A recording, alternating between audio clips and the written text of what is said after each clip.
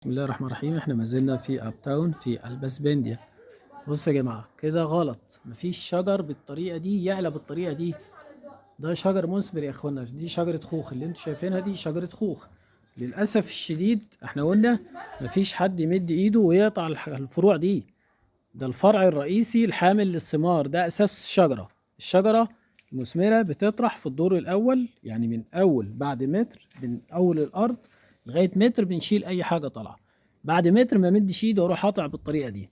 واي قطع لو انا قطعته كده لازم يدهن على طول عجينه بردو، لازم يدهن فطري والا هيصيب لحاء الداخلي ويحصل عندي تسمغات بالطريقه دي.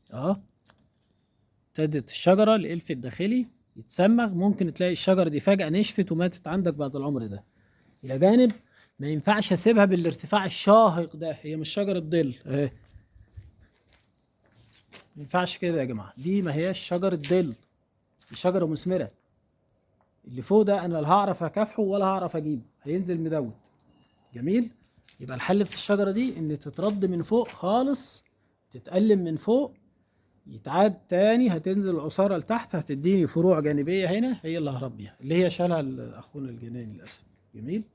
محدش يمد ايده ويعلم الشجر بالطريقة العجيبة الغريبة، ولا يسيب الشجر يعلى بالطريقة دي.